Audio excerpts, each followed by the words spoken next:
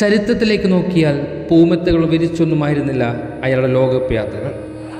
ഓരോ തവണയും നെഞ്ചുപൊട്ടുന്ന തോൽവികളും വിതുമ്പുന്ന കണ്ണീരുമായിരുന്നു വിധി അയാൾക്ക് പലപ്പോഴും കാത്തുവച്ചത്.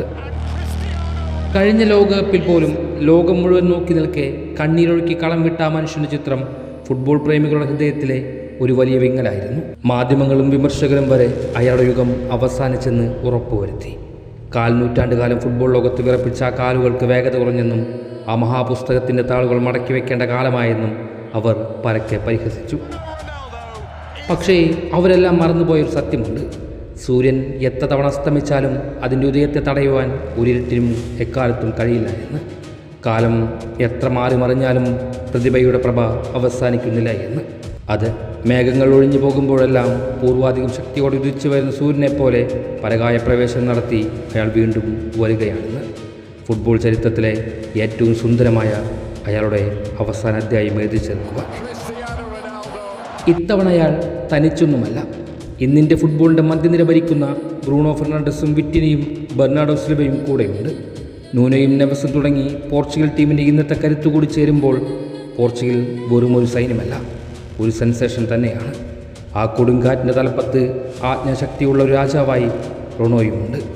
ഇന്നോളം പോർച്ചുഗൽ ചരിത്രം കണ്ട ഏറ്റവും മികച്ച കാലഘട്ടമാണത്. റൊണോ, നിങ്ങൾ ഞങ്ങളെ പഠിപ്പിച്ചത് ഫുട്ബോൾ മാത്രമായിരുന്നില്ല, മറിച്ച് എങ്ങനെ ജീവിക്കണമെന്നുകൂടിയായിരുന്നു.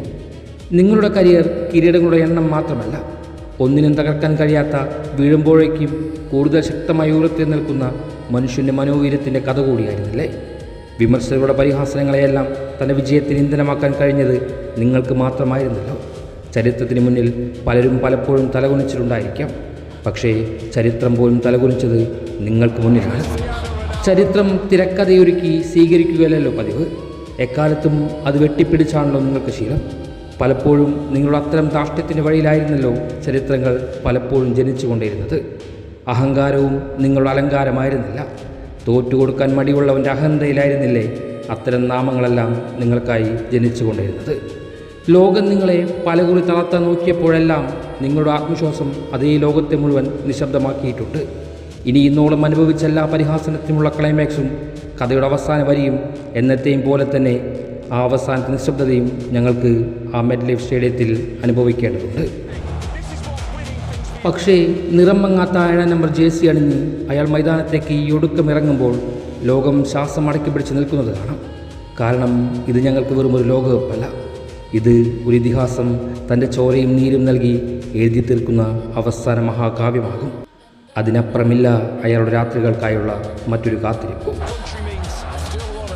അർജന്റീനയുടെ രാജാവിന് കാൽപന്തിലെ ദേവത ഖത്തറിലെഴുതിയ മഹാകാവ്യത്തിന് സമാനമായി പോർച്ചുഗലിലെ നായകനും കൂടിയും അമേരിക്കൻ മണ്ണിൽ വിധി മറ്റൊരു കാവ്യനിധി കാത്തുവെക്കുന്നുണ്ടാകണം. അത് വിശ്വസിച്ച് തന്നെയാണ് അയാൾക്കൊപ്പമുള്ള ഈ ഒടുവിലത്തെ യാത്ര. ഇതിഹാസ തുല്യമായ ചരിത്രം പറയാൻ, കിരീടങ്ങളുടെ പിൻബലം വേണമെന്ന് ആജ്ഞാപിക്കുന്ന തലമുറയോട് പറയാൻ, അമേരിക്കയിൽ അവസാന വിയർപ്പും ചോരയും നീരുമുരുക്കി മടങ്ങുമ്പോൾ അയാളുടെ ശിരസില ലോക കിരീടം തന്നെ വേണം.